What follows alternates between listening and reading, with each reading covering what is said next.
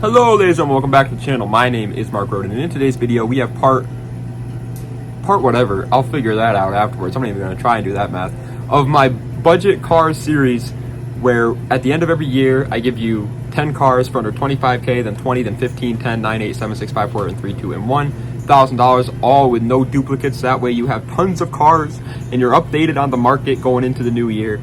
And so today is for under $7,000, and pretty much, yeah, that's what we're doing. We're giving 10 cars that are fun to drive. They're not, you know, piles of dookie water, for less than $7,000 at the end of 2023. Without further ado, let's go right into the list with number 10. Number 10, real quick before we get into this, I want to say I'm sorry if you guys can hear that noise in the background, that like machine running in the background. It is our heater, and it has been on literally all day. It is 9:48 p.m. at night, and it has been on since I woke up. So like I've tried to give it time, but it hasn't gone. But anyway, number 10 is the Chevy Corvette C4, and no, I'm not talking about the explosive, and no, I'm not talking about the energy drink either. It comes with a 5.7 liter V8, making 205 horsepower, and it is rear wheel drive. Now, admittedly, a lot of people in the car community don't really care for the C4 Corvette. You know, they're kind of like, hey, that guy's ugly, let's make fun of him, let's steal his lunch money. But I'm not that guy. You know, I'm not going to steal the C4 Corvette's lunch money, because I kind of like the C4 Corvette. I kind of feel bad for him in a way. It's not the best Corvette ever made. Nobody's trying to say it is the best Corvette ever made. But if you just want a cheap, rear-wheel drive, American-made sports car with a decent engine in it, making decent power, this is as cheap as you're going to get. 9th place is going to the Volkswagen Jetta 6th generation, aka the Mark 6. Now, I always include GTIs in my list, and so I was like, you know what? Let's do something for them sedan boys. What are them sedan boys doing over there? So here, now we're going to talk about the Jetta, but honestly, the Mark 6 GTI is also a good option for under 7K. The Jetta, though, comes with a 1.8 liter turbo inline 4, making 170 horsepower, and it is front-wheel drive. Now, I have seen Mark 7 Jettas for under $7,000, but I don't know if those are like people trying to pay off their loans or if they're actually under 7K. I don't really know, so that's why I didn't put them here. But the Mark 6 has been under 7K for quite some time now, and they're an incredible deal. Even if you just need like a daily driver, these are amazing. They're literally like the German Honda Civic. Like they're reliable as hell. They can make power and be a fun car if you wanted to, but it absolutely does not have to be that way. Coming in at the number 8 spot is kind of the complete opposite of that. This car cannot be reliable if you wanted to, but it is a pretty fun car. It's the Subaru SVX. I always forget what the SVX stands for. I know the X is experimental, I know that, but I don't know what the SV part stands for. Oh, Super Veloce? Is it a Lamborghini? Is it a Super Veloce? No, it's not. But either way, they're pretty unreliable, and that makes me sad, because they come with a 3.3 liter flat 6, making 230 horsepower, and it is all-wheel drive. On top of that, the motor's not the best for making power. These cars are really, admittedly, not the best car out there for under $7,000. I'm going to be 100% honest, okay? This is not, if you're looking for like the overall best bang for your buck, best deal for under 7K, the Subaru SVX is absolutely not it. However, if you just want something unique, want something fun, let's say you already have like a daily driver and you just want a sports car that not a lot of people have and you can have a lot of fun building and stuff like that, that's where the Subaru SVX comes into play. Also, they look kind of weird, and they have really weird windows, so keep that in mind. 7th place, however, is going to the complete opposite of that car, a car that is very reliable and fun and just all around a very good option, the Lexus IS250. Now, there has been a couple of IS250s before, so we are specifically talking about the 2nd generation of the Lexus IS. However, Lexus IS is such a confusing car to talk about because it's the 2nd gen IS, but it's the 1st gen IS250 because there was never any other IS250. It's so annoying. Either way, though, it comes with a 2.5 liter V6, making 204 horsepower, and it is rear-wheel drive or all-wheel drive. So there you go. If you live in a winter area and you're afraid of the snow, you got yourself an all-wheel drive Lexus. On top of that, it's a Lexus. You know, so basically it's a Toyota. So basically it's reliable as hell. Like that's pretty much all you have to know about this car. It's reliable as hell. Can it make power? Probably not. It's a V6. V6s aren't necessarily good at making power, but it's just a fun rear-wheel drive if you decide to go that route sedan that's reliable as hell. Speaking of which, let's go in the complete same direction as the IS250, but in Sweden. The Volvo S60R, partner. Yeah, we got them Swede speeds over there.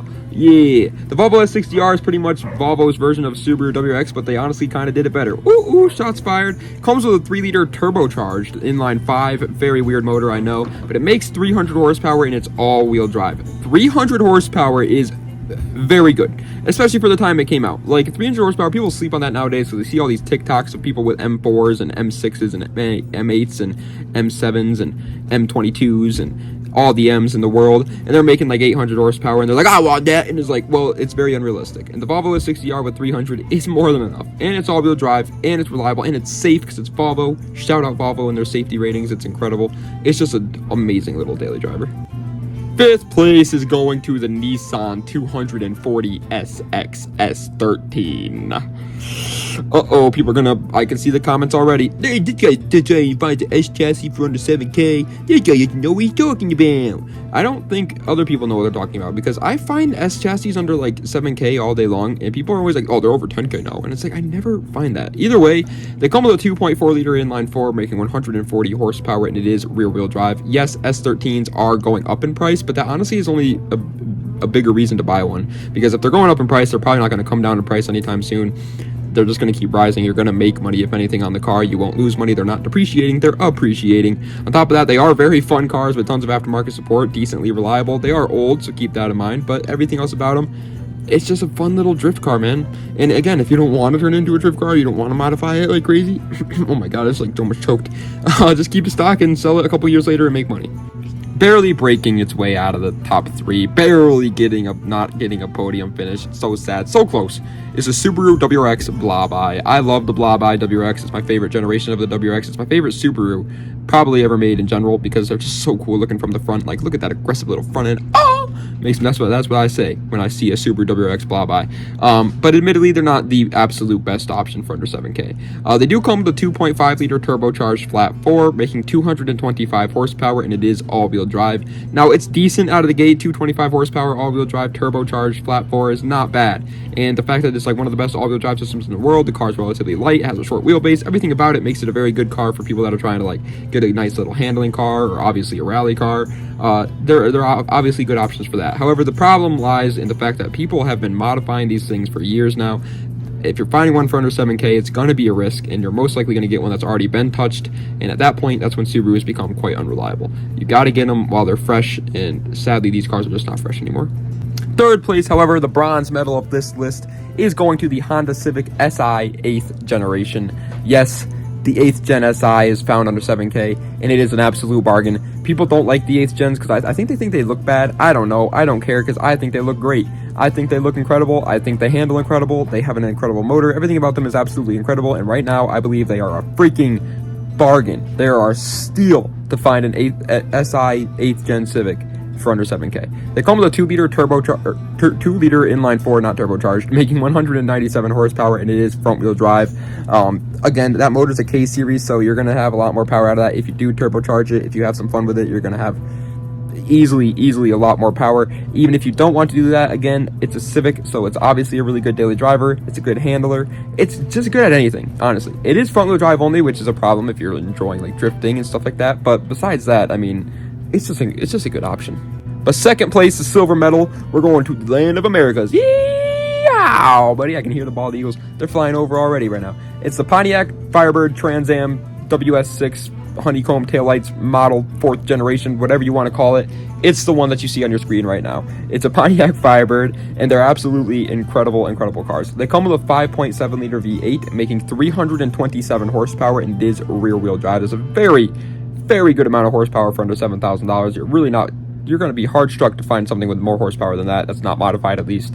And again, that is an LS, so if you want to have some more fun with it, it's incredibly easy. I mean, you pretty much have to fart on the car. You open up the hood, let a little gas out in there, and she's going to have 700 horsepower in a minute. You know, it's incredibly easy to make these cars more powerful. They also look absolutely incredible, way better than the Camaro 4th gen in my opinion. My dad has one, and it has like the honeycomb taillights in the back, and that thing is just gorgeous.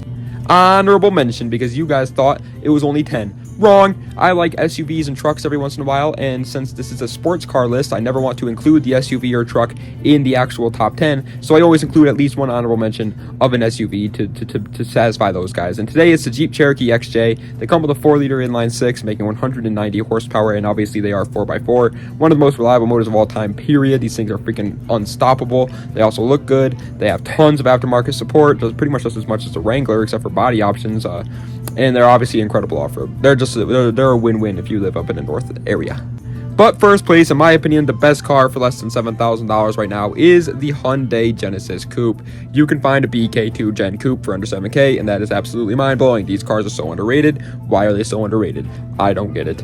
They come with a 3.8-liter V6, making 348 horsepower in its rear-wheel drive. Now, that is if you only get the 3.8-liter V6 and the BK2. If you get a BK1 3.8-liter, it's not going to have that much. And if you get a 2.0 turbo, it's not going to have that much, no matter what it is, even if it's a BK1 or BK2. However, again, it isn't that hard to find a BK2 3.8 for under $7,000, and it's rear-wheel drive. That's absolutely fun. I think the Hyundai Genesis Coupes look incredible. Now, there is one big downside to these cars, and that is a tuning potential. These cars are not the best at handling power. They just don't do it. So if you really want a car that's like a big tuner, big project, something that you're trying to like make a lot of power out of, I would recommend honestly going with the TransAm or the Civic over this all day, every day. But if you just want something that's fun and fast out of the gate that you don't have to worry about daily driving, unless you live in a winter area because it is rear-wheel drive, then the Genesis Coupe is awesome for you. But ladies and gentlemen, that is the end of today's video. Hope you guys enjoyed. If you did, please be sure to like, comment, and subscribe to the channel for more content just like this. So let me know what other videos you'd like to see in the comment section down below. We just recently hit 90...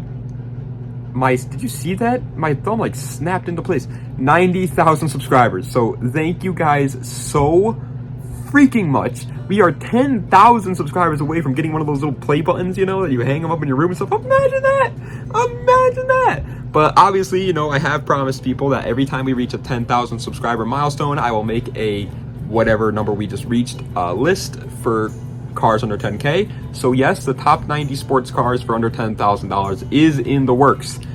It's not going to be out anytime soon because it's 90 sports cars. It takes some time, but I am working on it here, writing out the script, trying to get some background footage. And again, I mean, I'm gonna have to film it over the course of like 3 days because it's gonna be 90 cars. So keep that in mind. It's not gonna be out right away, but we are making that video. So thank you guys so much for 90K subscribers. Thank you guys so much for watching this video. I couldn't do what I do today if it weren't for you guys. So absolute mind-bogglingly thank you. Checking out my hair real quick because I definitely need to take a shower after this. I haven't showered in 2 days. That's not good. That's unhealthy. That's disgusting. So I'm gonna take a shower to this. But anyway, thank you guys so much for watching. Das Vidania, and have a nice night.